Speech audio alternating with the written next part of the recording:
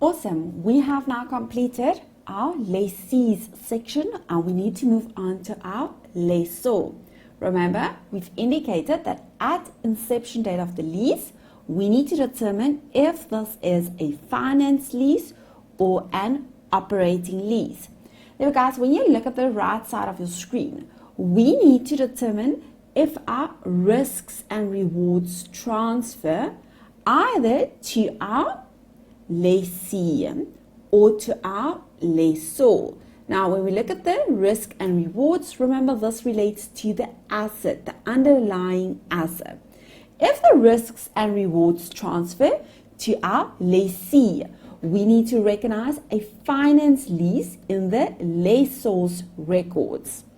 If our risks and rewards transfer to our lessor, we recognize an operating lease in our lessor's records.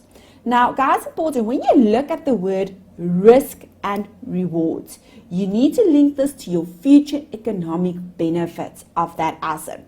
Therefore, when there is a possibility of losses being recognized from the use of that asset due to a change in economic conditions, if the contract stipulates to us that the losses will be recognized in our lessee's records, then you need to know that you will have to recognize a finance lease.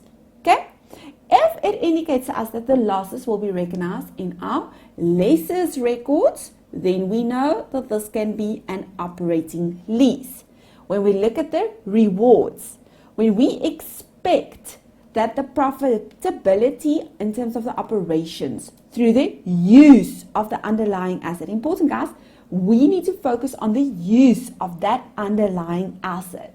If the rewards goes to our lessee, finance lease, if the rewards of use of that asset goes to our lessor, operating lease. Because there's quite a lot of different scenarios. This is still an important section, therefore please spend some time, work through the actual IFRS 16 paragraph 63 and 64. There's a few examples. I've also included for you differences in terms of our finance lease and operating leases that you can work through. Unfortunately, I do not have time to work through everything with you. Please spend some time on this. Now, what will happen if you have a scenario where they indicate to you that we have property A and this is our identified asset. And in this property, we have a land portion as well as a building portion. Now, how do we account for this? Is this property an operating lease? Is it a finance lease? Remember, when you look at the land on its own, you know that this has an indefinite economic useful life, therefore no depreciation. Now, when we recap, guys, remember, we need to look at our risks and rewards. If the risks and rewards transfer to your lessee, you know that this is a finance lease in the records of your lessor. If risks and rewards remain with your lessor, we know this is an operating lease in the records of your lessor. Now, three different scenarios. If, for example, in the first scenario, we have our land and our building, guys, and they indicate to us that ownership will transfer at the end to our lessee, you need to know that you can account for this as a finance lease in the records of your lessor.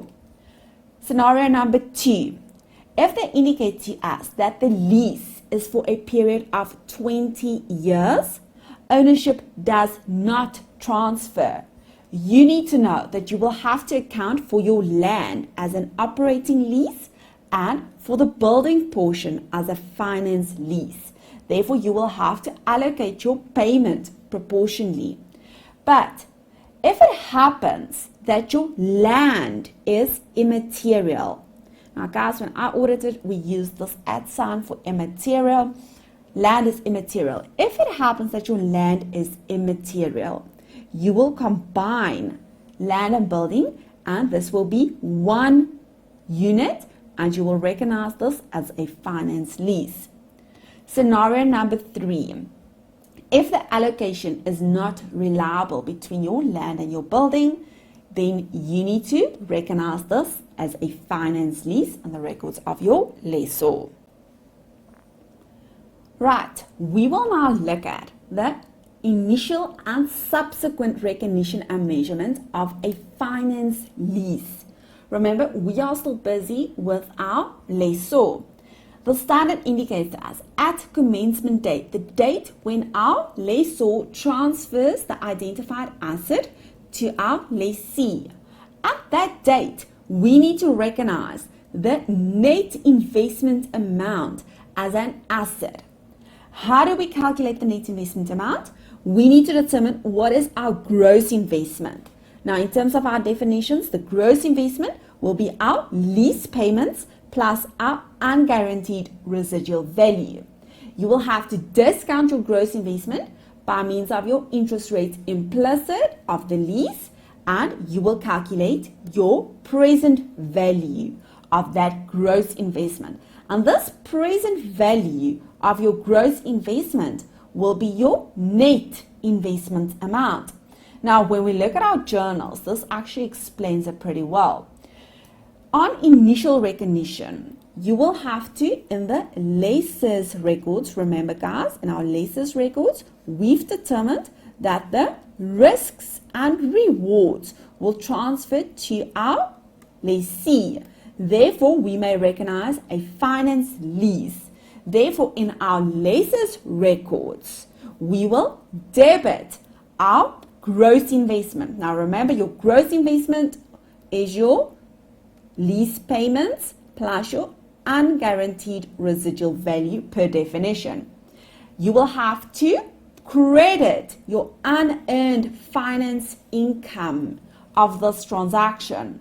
Now, your unearned finance income will be your gross investment minus your net investment. Okay? Therefore, when you look at this transaction, guys, if you have your gross investment minus your unearned finance income, this will be your net investment. Therefore, at initial recognition, we have recognized our asset at net investment. Okay? Then, if there is any initial direct costs by our lessor, you will credit your bank. And you need to take out your asset, the underlying asset. Therefore, credit the underlying asset. This is at initial recognition. Now at subsequent, therefore at year end, when payment is received, we will debit our bank, increase, remember our lessor will receive the payment. We will credit our gross investment in our statement of financial position. We will debit unearned finance income. Remember, this is a statement of financial position account. This will now decrease. Remember, this is unearned. As we go along and payments are received, this will become earned. And we will recognize a finance income in the records of our lessor in our profit and loss. Okay. Lease payments, guys, I'm not going to work through this.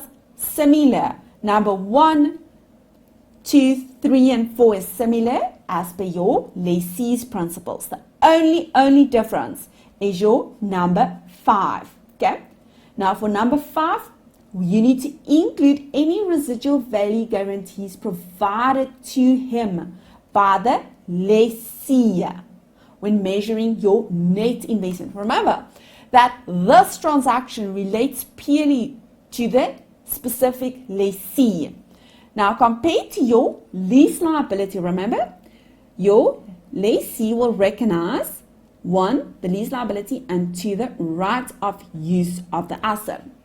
Now, in our lease liability, we've identified our future value in this calculation will be the amount expected to be payable by our lessee. Now, compare this to your finance lease of your lessor.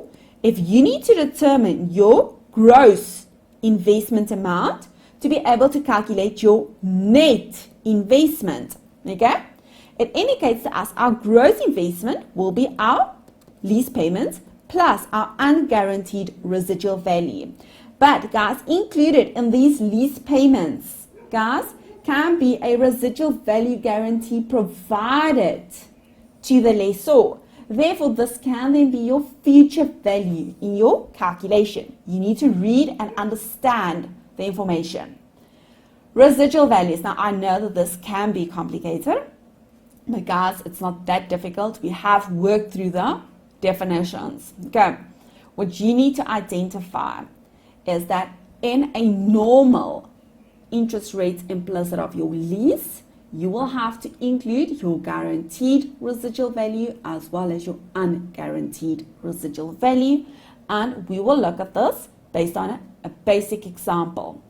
In this example, we have Batman Limited that entered into a lease agreement with Superman. To lease a machine to Superman, the lease was entered into on 1 January 2017.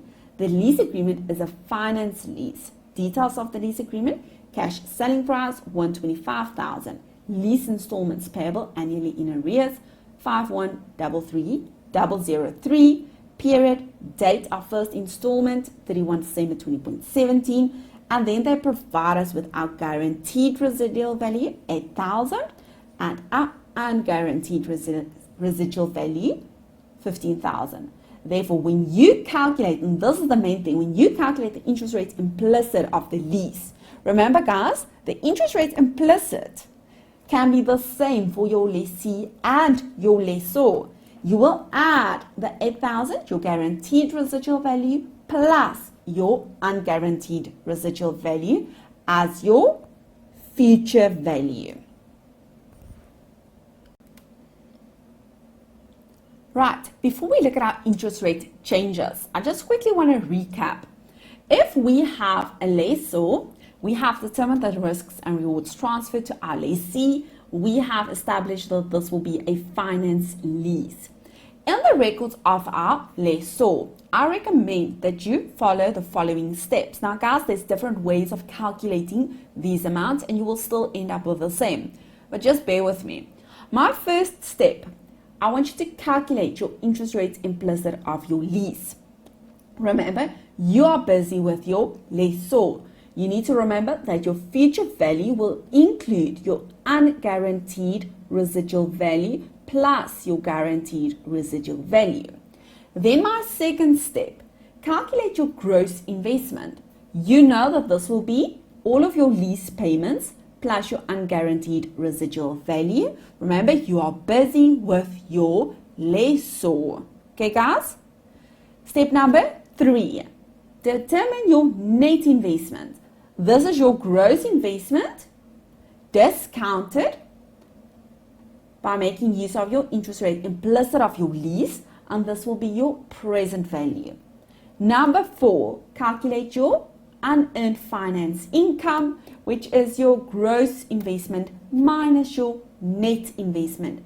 And number 5, you're now able to complete your amortization table, taxes, and so forth. Okay, now when we look at interest rate changes,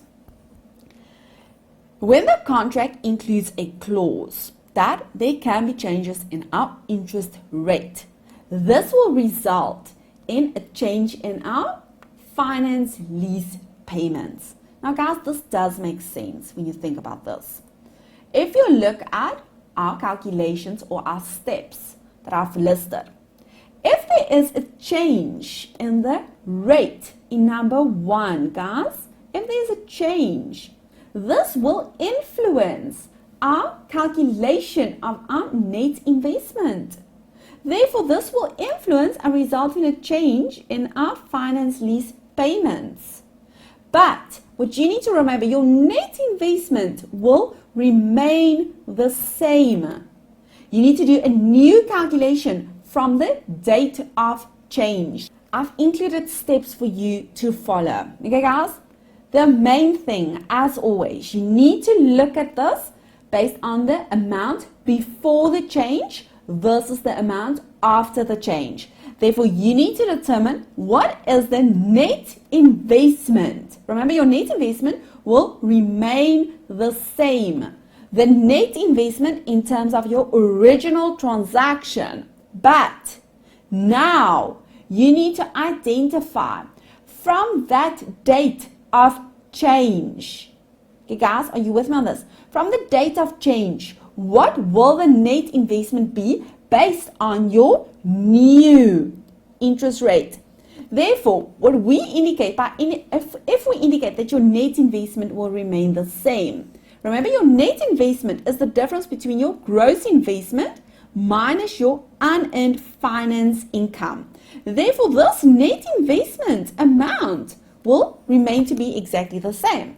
But the adjustment, the difference of the before versus after, you will recognize in your gross investment line and your unearned finance income. Therefore, this will influence your gross investment and your unearned finance income, but your net investment will still remain exactly the same. Okay. Therefore, if there is an increase in the interest rate, you will debit your gross investment, credit your unearned finance income.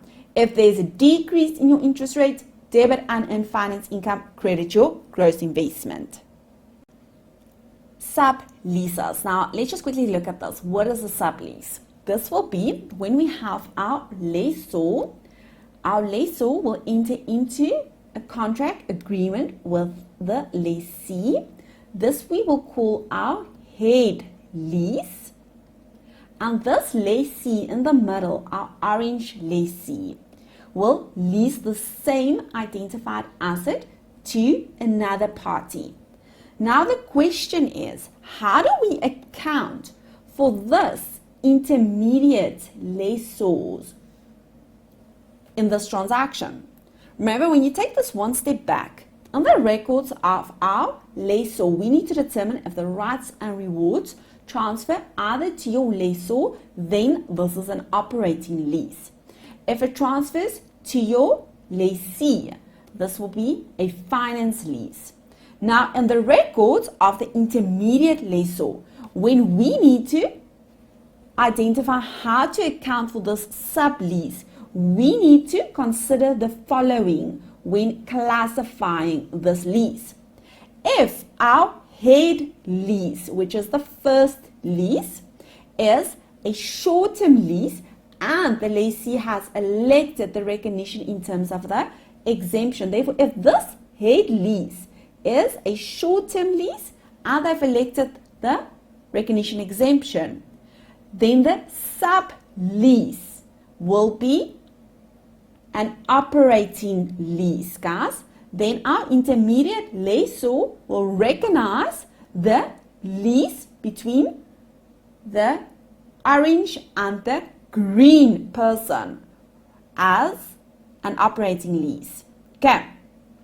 Or it can happen that our sublease can be recognized as the right of use of an asset.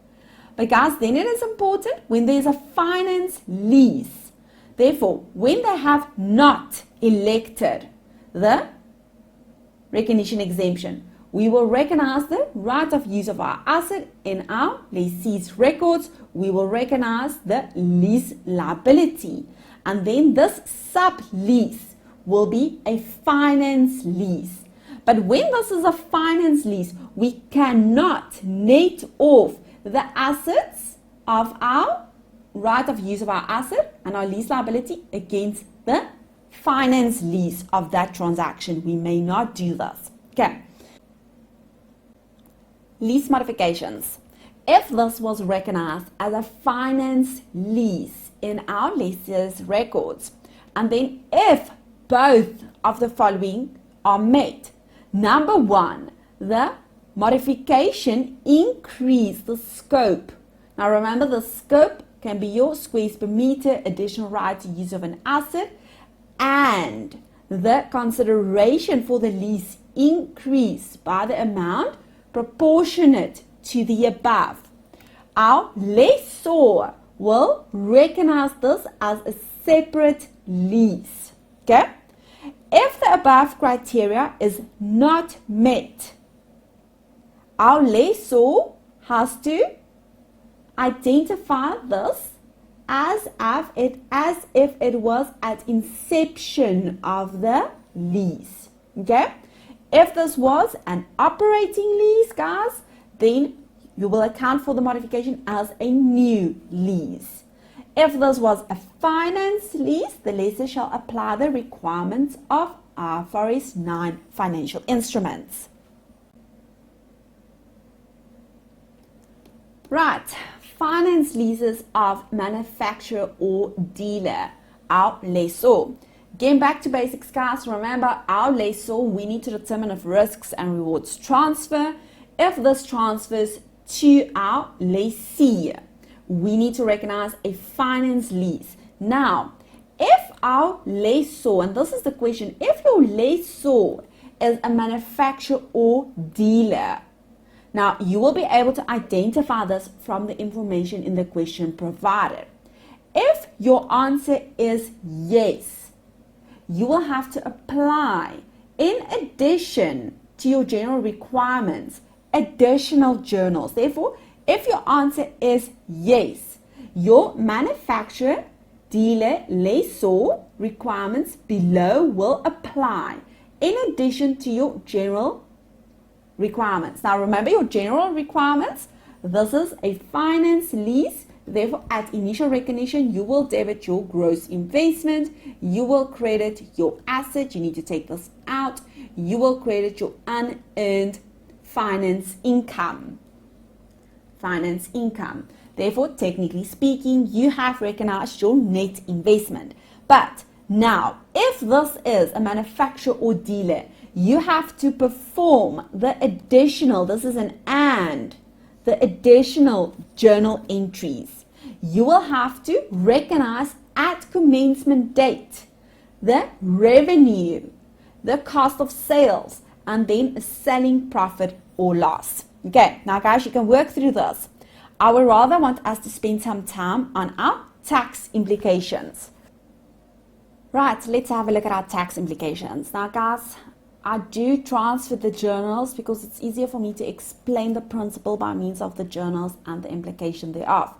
Remember that we are still busy with our lessor, and our lessor will recognize the lease contract as a finance lease. Okay, therefore, for accounting purposes, when you look at your journal entries, our initial journal entry, we will debit our gross investment, statement of financial position, credit our unearned finance income, and we take out the asset for accounting purposes.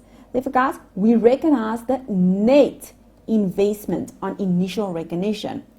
Then for subsequent recognition purposes, we debit our unearned finance income, we credit our finance income in our profit and loss. Therefore, this amount will be transferred to our profit before tax, or not transferred, but included. We need to debit our bank with a payment and credit our gross investment. Okay? Therefore, for accounting purposes, guys, we do not have depreciation anymore. We now have our finance income. Now, for tax purposes, bear with me. Let's just quickly read through this. Your normal tax allowances may be claimed as a deduction by the lessor. This results in a temporary difference because for accounting purposes, the gross profit and finance income will be recognized, while for such taxes, lease income received and gives tax allowances. Okay, now when you look at this, just quickly think about this one with me. On the right side, your current tax calculation. In your profit before tax, guys, we will not have our depreciation anymore. But for tax purposes, remember that this asset, guys, this asset belongs to the lessor. Therefore, for tax purposes, we need to include our tax allowance. Therefore, we may deduct our tax allowance, but we may not add back the depreciation, because this is no longer, from an accounting point of view, an asset. Okay?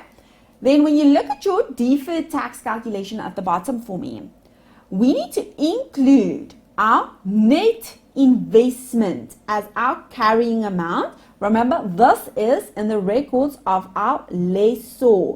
Therefore, your deferred tax calculation, you will include your net investment. Remember, net investment will be your gross investment minus your unearned finance income. And your net investment minus your future tax allowances, wear and tears, will result in a temporary difference. And this will result in a deferred tax asset or liability. Then there is an additional thing that you need to remember, that there might be a possibility of Section 23A. Now, Section 23A indicates to us that the allowance received from such may not exceed the income received from certain assets being leased.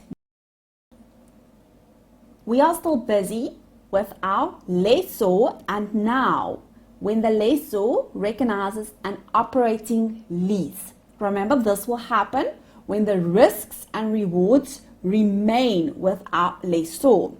Our lessor, important guys, is the owner of our asset. Okay? Therefore, our lessor shall recognize depreciation on this asset, and when we calculate our deferred tax, we will include a carrying amount as well as a tax base on this asset. Now guys, this is very similar to your IAS 17 principles. You need to straight line the lease. We did work through a basic example in terms of straight line as well. And then amounts incurred to generate your lease income should be expensed in your profit or loss. If there's any indirect costs incurred by the lessor in negotiating and arranging the lease, you can add this to the carrying amount of the leased asset. Okay? Then just two things that I want you to remember. When you think about our installment sale agreement, left side of your screen, remember, your lessor can only recognize finance leases, no operating leases. And our lessee will be regarded as the owner. When you think about your manufacturer or dealer lessor scenario, remember, we cannot recognize any selling profit on entering into an operating lease because it is not equivalent of a sale. Okay. Right, when we look at our tax, right side of your screen, guys, I've included our basic journal entry. Remember, we are busy with our lessor, and in the records of our lessor, this is an operating lease, therefore they had to straight line the transaction. Now, when payment is received, we will debit the bank in the records of our lessor, credit rental income in our profit and loss, and let's say, for example, we need to credit income received in advance in terms of our straight lining transaction. Therefore, guys, in our profit and loss, we have our rental income taxed on our rental income for current tax purposes. But when we look at our deferred tax, we will have our asset. Therefore, we will still have our depreciation deducted from our asset, guys. Your normal IAS 12 principles, please remember them. And we will have our tax base of our asset. Therefore, we will include a carrying amount for accounting purposes in terms of our asset and a tax base. Why? Because our lessor is the owner of our asset. Okay. Then there might be, number two, an account income received in advance. You need to include your carrying amount and you need to include your tax base. Now they indicate to us, important, Section 23, which we have touched on just now as well, indicates to us that in respect of allowances available to lessors of machinery, plant, aircraft and ships, the allowances granted to lessors of these assets in a specific year may not exceed the taxable income derived from rental income during that year. Therefore, the allowance that they have received may not exceed the rental income from that specific asset. Therefore, if we look at a basic example, the allowance was 100,000 and the income received was 80,000. That 20,000, guys, we may not claim as an allowance. And this 20,000 will be transferred to our next year. Okay, therefore that allowance may not exceed the income. And this is when you will then have to include the third one in terms of your section 23A. And there will be a tax base amount. In terms of the presentation and disclosure, I've provided you with templates at the end of the notes. Please work through this on your own.